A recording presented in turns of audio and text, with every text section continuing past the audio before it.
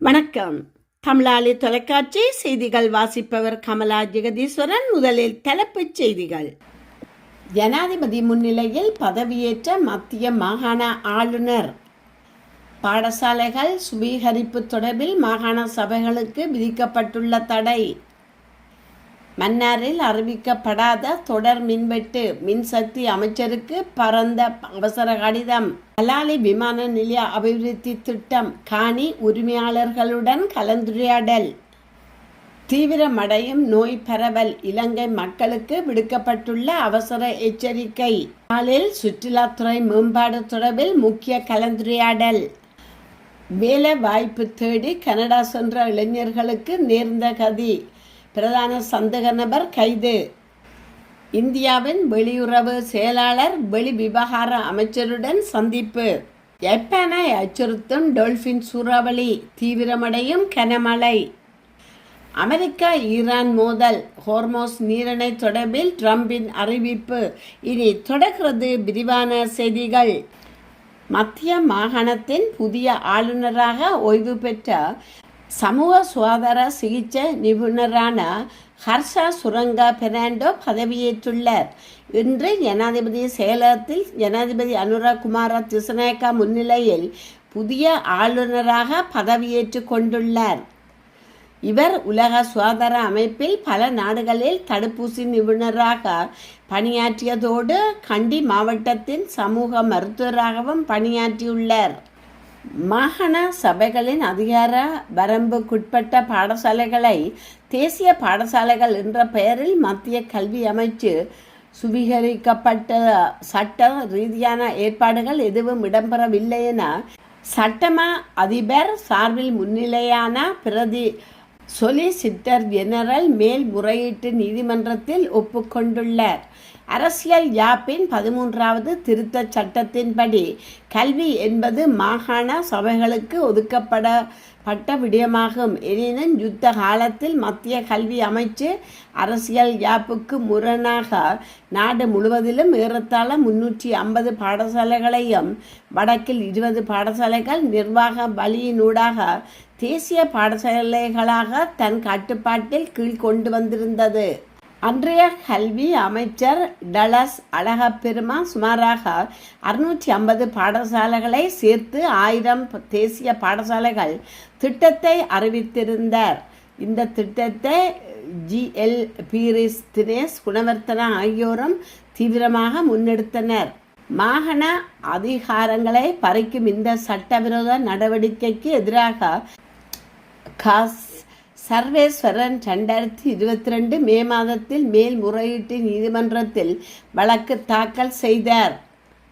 இதனைத் தொடர்ந்து வழக்கின் தொடர்ச்சியாக கடந்த 18/8/2023 மற்றும் 20/2/2024 தேதியிடப்பட்ட சுற்றிகைகள் மூலம் புதிதாக தேசிய பாடசாலைகளாக அறிவிக்கப்பட்ட பாடசாலைகளின் பெயர் பலகைகளை அகற்றுமாறும் அதிபர்கள் தேசிய பாடசாலை முத்திரையை பயன்படுத்தக்கூடாது என்றும் மத்திய கல்வி அமைச்சு உத்தரவிட்டது. 2025 மே 23 அன்று நீதிமன்றத்தில் முன்னிலையான பிரதி சொலிசிட்டர் ஜெனரல் குறிப்பிட்ட அமைச்சரவை தீர்மானத்தை நடைமுறைப்படுத்த தற்போது சட்டமில்லை என சட்டமா அதிபர் தெரிவித்துள்ளதாக ஒப்புக்கொண்டார். ஏற்கனவே சுவீகரிக்கப்பட்ட பாடசாலை தவிர வேறு எதனையும் சுவீகரிக்கும் உத்தேசம் மத்திய அரசுக்கு இல்லை என்று எழுத்து மூலம் உறுதிப்பாட்டையும் சட்டமா அதிபர் நீதிமன்றத்துக்கு சமர்ப்பித்தார். இத்தகைய வடக்கு மாகாண முன்னாள் கல்வி அமைச்சர் கந்தையா சர்வேஸ்வரனால் தாக்கல் செய்யப்பட்ட சட்ட போராட்டம் வெற்றி பெற்று முடிவுக்கு வந்துள்ளதுடன் நாடு தழுவிய ரீதியில் கையகப்படுத்தப்படவிருந்த 650 பாடசாலைகளும் வடக்கில் 48 பாடசாலைகள் மத்திய அரசால் பறிக்கப்படாமல் தடுத்து நிறுத்தப்பட்டுள்ளன.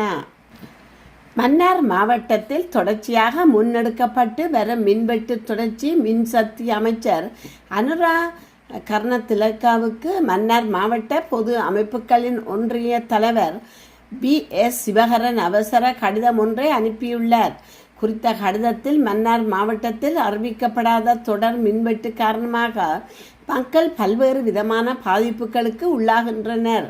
பாடசாலை மாணவர்கள், சிறுவர்கள், முதியவர்கள் என பாதிக்கப்படுவதுடன் பல லட்சம் பெறுமதியான மின் உபகரணங்கள் செயலிழப்பதுடன் தொழில் முனைவோர் பெரிதும் பாதிக்கப்பட்டுள்ளனர். குறிப்பாக ஆண்டு 5 மற்றும் காபோதா உயர்தர பரீட்சைக்கு தயாராகும் மாணவர்களும் சிரமத்தை எதிர்நோக்குகின்றனர். அத்துடன் மின்வெட்டு சட்டவிரோத நடவடிக்கைகளும் சாதகமாக அமைந்து விடுகிறது. ஒவ்வொரு நாளும் பல தடவைகள் மின் துண்டிப்பு ஏற்படுகிறது. அரசியல்வாதிகளும் மாவட்ட நிர்வாகமும் உறக்கத்தில் உள்ளனர். மக்கள் நிலை பற்றி அவர்கள் புரிந்து கொள்வதாக இல்லை. மன்னார் மக்களின் விருப்பமின்றி அதிகார வர்க்கத்தின் அடக்குமுறையால் அமைக்கப்பட்ட 40 காற்றலைகளில் தினமும் பல மில்லியன் ரூபாவை வருமானமாக பெறுகின்றீர்கள். ஆனால் மன்னார் மக்களை வேண்டுமென்றே வஞ்சிக்கிறது மின்சார சபை. தடையற்ற மின்சாரம் தருவோம் என உத்தரவாதம் அளித்த அரசாங்கம் மின் தடையை ஏற்படுத்துகிறது. பல அமைச்சர்கள் மன்னாருக்கு வருகை தந்து மக்களுக்கு ஏமாற்று கதைகள் கூறிவிட்டு போகிறார்களே தவிர இந்த மக்களுக்கு எந்தவித பலனும் கிடைப்பதில்லை. வடகிழக்கிற்கு வெளியே இவ்வாறு ஏமாற்று வேலையை மின்சார சபையால் செயல்படுத்த முடியுமா? அரசியல் ரீதியிலும் சரி, நிர்வாக ரீதியிலும் எமக்கு மக்களை ஏமாற்றி வஞ்சிக்கிறார்கள். பல மாதங்களாக ஜனநாயக ரீதியாக போராடிய எமது மக்களின் உணர்வுகளை மதிக்காத அரசும் மின்சார சபையும் இப்பொழுது மன்னார் மக்களை தொடர்ந்து வஞ்சிப்பதாக நாம் உணர்கின்றோம். எம்மிடமிருந்து வருமானம் பெறும் தாங்கள் எமது மக்களுக்கு போதிய மின்சார கட்டமைப்பை ஏற்படுத்தி கொடுக்க வேண்டிய தார்மீக கடமையும் பொறுப்பும் ஆகும். அந்த பொறுப்பில் இருந்து மின்சார சபை விலகுவது வேதனைக்குரிய விடயம். ஆகவே உடனடியாக மின் கட்டமைப்புகள் சீர் செய்யப்பட்டு தடையற்ற மின்சாரம் கிடைப்பதற்கு வழி ஏற்படுத்த வேண்டும். இல்லையேல் தினமும் பாதிக்கப்படுகின்ற மக்களுக்கு நட்ட ஈடு வழங்க வேண்டும். இல்லையேல் இழப்பீடு கோரி நீதிமன்றம் நாட வேண்டி வரும். தொடர்ந்து மன்னார் மக்களை வஞ்சிப்பது அரசு நிர்வாகத்தின் இயலாமை. உடனடியாக மின் தடையை நிவர்த்தி செய்ய வழி ஏற்படுத்த வேண்டும் என கேட்டுக்கொள்கின்றோம் என குறிப்பிடப்பட்டுள்ளது. பலாலி விமான நிலையம் விஸ்தரிப்புக்கென மயிலட்டி வடக்கு ஜே இன் கீழ் 246, தென்மயிலை ஜே 240, பலாலி மேற்கு ஜே 256, குறும்பசிட்டி ஜே 242 ஆகிய கிராம அலுவலர் பிரிவுகளில் 1986ஆம் ஆண்டு காலப்பகுதியில் பொது மக்களின் காணிகள் சுவீகரிக்கப்பட்டன. இந்நிலையில் குறித்த காணி உரிமையாளர்களுடன் நட்ட ஈட்டை வழங்கும் நோக்கில் காணி உரிமையாளர்களின் கருத்துக்களை கேட்டறியும் கலந்துரையாடல் நேற்றைய தினம் 4/8/2026 தெல்லிப்பளை பிரதேச செயலக மாநாட்டு மண்டபத்தில் பிரதேச செயலாளர் சிவகங்கா தலைமையில் யாழ்ப்பாணம் மாவட்ட அரசாங்க அதிபர் மருதலிங்கம் பிரதீபனின் பங்கு பற்றலுடன் நடைபெற்றது. குறித்த காணிகளுக்கான நட்ட ஈட்டை பெற்றுக்கொள்வதற்கு விலை மதிப்பீட்டு திணைக்களத்தின் விலை மதிப்பீட்டு அறிக்கையை பெற்றுக்கொள்வது அவசியம் என்பதால் இதற்கான சம்மதம் தெரிவிக்கும் படிவம் குறித்து விளக்கமளிக்கப்பட்டுள்ளது. தொடர்ந்து தமது காணிகளுக்கான நட்ட ஈட்டை பெற்றுக்கொள்வதற்கு சம்மதம் தெரிவித்த காணி உரிமையாளர்களிடம் விலை மதிப்பீட்டு திணைக்களத்தின் மதிப்பீட்டினை மேற்கொள்வதற்கு ஏதுவாக அவர்களது காணிகளை 2022ஆம் ஆண்டு காலப்பகுதிக்கு உரியதாக மதிப்பீட்டினை கொள்வதற்கு சம்மதம் தெரிவிக்கும் வகையில் காணி அமைச்சினால் அனுப்பி வைக்கப்பட்ட படிவத்தின் ஆங்கில மொழி மூலமான படிவமும் தமிழ் மொழி மூலமான படிவமும் ஒப்படைக்கப்பட்டுள்ளது.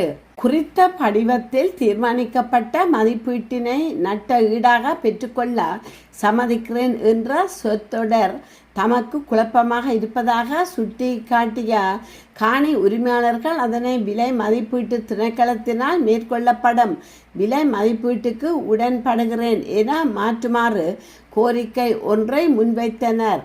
குறித்த விடயம் அமைச்சுக்கு உட்பட்டது என்பதை சுட்டிக்காட்டிய மாவட்ட அரசாங்க அதிபரால் இதனை திருத்தி அமைச்சுக்கு அனுப்பி அவர்களிடமிருந்து முடிவினை பெற்றுக்கொள்வது என தீர்மானிக்கப்பட்டுள்ளதுடன் அது தொடர்பான நடவடிக்கைகளுக்காக காணி உரிமையாளர்களை உள்ளடக்கிய விலையில் குழு ஒன்று அமைக்கப்பட்டுள்ளதுடன் தொடர் நடவடிக்கைகள் மேற்கொள்வது என தீர்மானிக்கப்பட்டது. நாட்டில் நிலவும் சீரற்ற வானிலை காரணமாக ஏற்பட்டுள்ள வெள்ளப்பெருக்கினால் வயிற்றுப்போக்கு மற்றும் டெங்கு காய்ச்சல் உள்ளிட்ட தொற்று நோய்கள் பரவும் அபாயம் இருப்பதாக இலங்கை பொது சுகாதார பரிசோதகர்கள் சங்கம் எச்சரித்துள்ளது. மத்திய சப்ரமுவா, மேற்கு மற்றும் தெற்கு ஆகிய 4 மாகாணங்களில் வெள்ளப்பெருக்கு ஏற்பட்ட நிலையில் இவ்வாறு எச்சரிக்கை விடுக்கப்பட்டுள்ளது. அசுத்தமான நீரில் விளையாடுவதால் குழந்தைகளிடையே வயிற்றுப்போக்கு, டெங்கு காய்ச்சல், தொற்று மஞ்சள் காமாலை மற்றும் தொழுநோய் ஏற்பட அபாயம் இருப்பதாக சங்கத்தின் பொதுச் செயலாளர் சமில் முத்துக்குட எச்சரித்துள்ளார். அசுத்தமான நீரிலிருந்து டெங்கு காய்ச்சல் பரவும் அபாயம் இருப்பதால் தடுப்பூசி சிகிச்சையை நாட வேண்டும் என பொதுமக்கள் அறிவுறுத்தப்பட்டுள்ளனர். இதனை கருத்தில் கொண்டு அருகிலுள்ள பொது சுகாதார பரிசோதகர் அல்லது சுகாதார மருத்துவ அதிகாரி அலுவலகத்திலிருந்து இலவச மருந்துகளை வழங்க நடவடிக்கைகள் எடுக்கப்பட்டுள்ளன. இதற்கிடையில் வயிற்றுப்போக்கு, தொற்று மஞ்சள் காமாலை, தொழுநோய், டெங்கு உள்ளிட்ட நோய்களின் அறிகுறிகளை உணர்ந்தால் அருகில் உள்ள அரசாங்க மருத்துவமனை அல்லது அங்கீகரிக்கப்பட்ட மருத்துவரிடம் சிகிச்சை மற்றும் மருத்துவ ஆலோசனையை பெற வேண்டும் என்று அவர் கூறியுள்ளார். வடக்கு மாகாணத்தின் ஒருங்கிணைந்த சுற்றுலாத்துறை மேம்பாட்டு தொடர்பில் வடக்கு மாகாண ஆளுநர் நாவண்ணா வேதநாயகனுக்கும் சுற்றுலாத்துறை பிரதியமைச்சர் ருவன் குணசேகரவுக்கும் இடையேயான விசேட கலந்துரையாடல் ஒன்று இடம்பெற்றுள்ளது. குறித்த கலந்துரையாடல் ஆளுநர் செயலகத்தில் நேற்று செவ்வாய்க்கிழமை நடைபெற்றது. இக்கூட்டத்தின் போது கிளிநொச்சி மாவட்டத்தின் கௌதாரி முனை சுற்றுலா மேம்பாட்டு திட்டம் குறித்து ஆளுநர் சுட்டிக்காட்டியுள்ளார். அத்துடன் அப்பகுதியில் அடிப்படையான கட்டமைப்பு வசதிகளை மேம்படுத்துவதற்காக சுற்றுலாத்துறை அமைச்சின் ஊடான ஒத்துழைப்புகளையும் உதவிகளையும் எதிர்பார்ப்பதாகவும் அவர் குறிப்பிட்டுள்ளார். மேலும் வடக்கு மாகாணத்தில் சுற்றுலாத்துறையில் முதலீடு செய்வதற்கு பல முதலீட்டாளர்கள் ஆர்வத்துடன் முன்வருகின்ற போதிலும் வனவள திணைக்களம், வனவிலங்கு திணைக்களம் மற்றும் கரையோர பாதுகாப்பு திணைக்களம் உள்ளிட்டவர்களிடமிருந்து அனுமதியை பெறுவதில் நிலவும் தாமதங்கள் குறித்து ஆளுநர் எடுத்துரைத்துள்ளார். ஆளுநர் முன்வைத்த கோரிக்கைகள் மற்றும் அவதானிப்புகள் குறித்து கவனம் செலுத்திய சுற்றுலாத்துறை பிரதியமைச்சர் மாகாணத்தில் சுற்றுலாத்துறையை ஊக்குவிப்பது தொடர்பிலும் மாவட்ட ரீதியான ஒருங்கிணைப்பு சுற்றுலா அபிவிருத்தி திட்டங்களை எவ்வாறு துரிதமாக செயல்படுத்துவது என்பது குறித்தும் ஆளுநருடன் விரிவாக ஆராய்ந்துள்ளார்.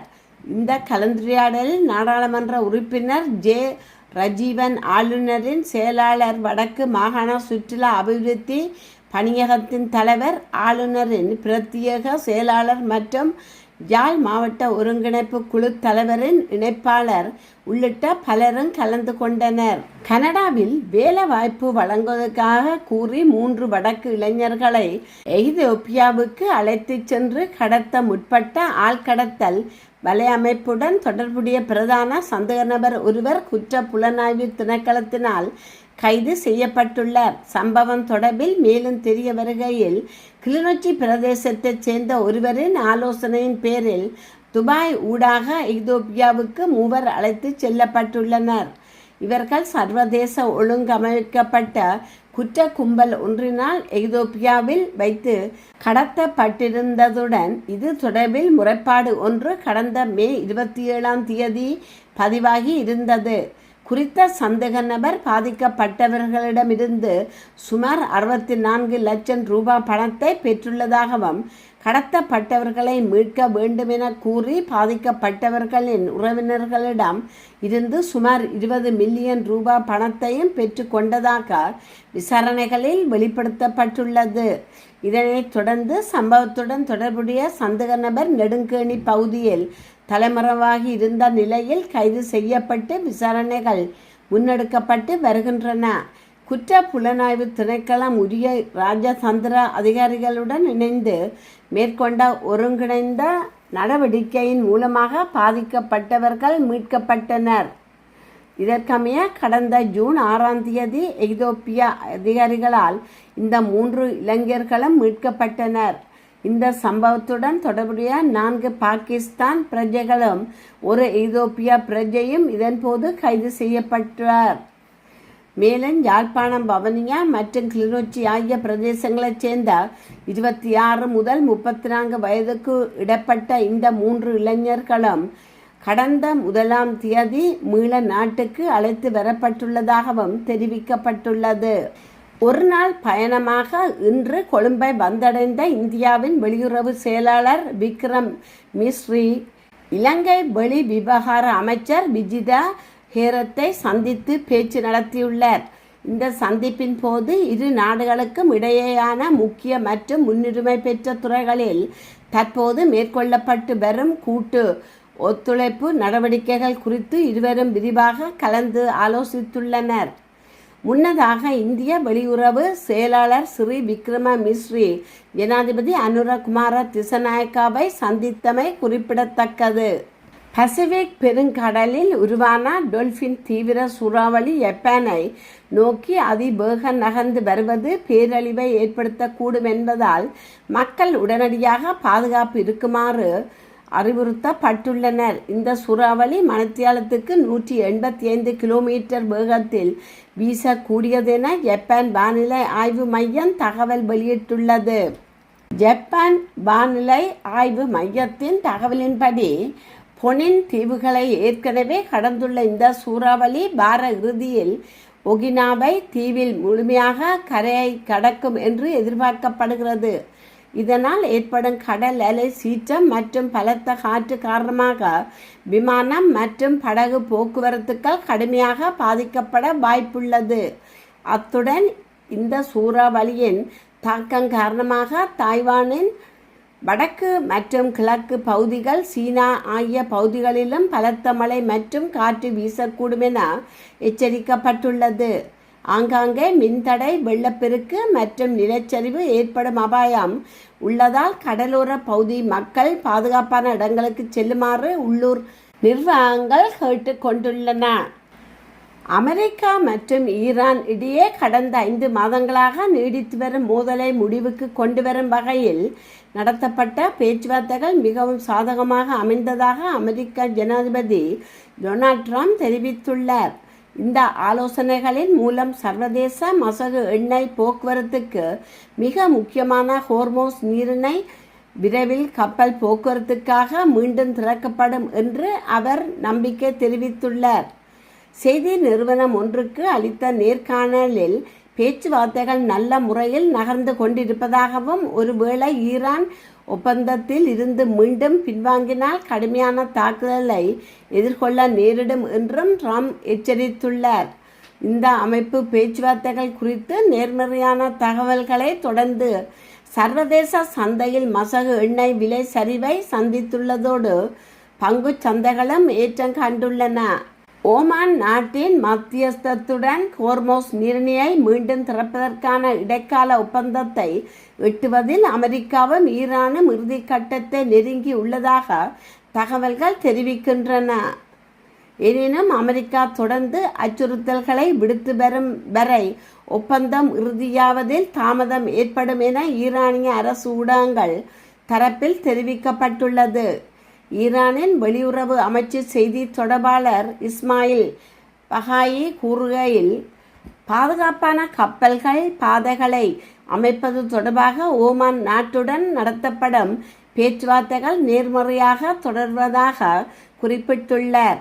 இதனிடையே Qatar Emir Sheikh Tamim bin Hamad Al தானியுடன் தொலைபேசியில் உரையாடிய ஜனாதிபதி ட்ரம்ப் இரு நாடுகளுக்கும் இடையேயான கருத்து வேறுபாடுகளை குறைப்பது குறித்தும் பிராந்திய அமைதியை ஏற்படுத்துவது குறித்தும் ஆலோசித்துள்ளார். இத்துடன் செய்திகள் நிறைவு பெறுகின்றன. மீண்டும் மற்றொரு செய்தியூடாக உங்களை சந்திக்கும் வரை வணக்கம் கூறி விடைபெறுபவர் கமலா ஜெகதீஸ்வரன். நன்றி.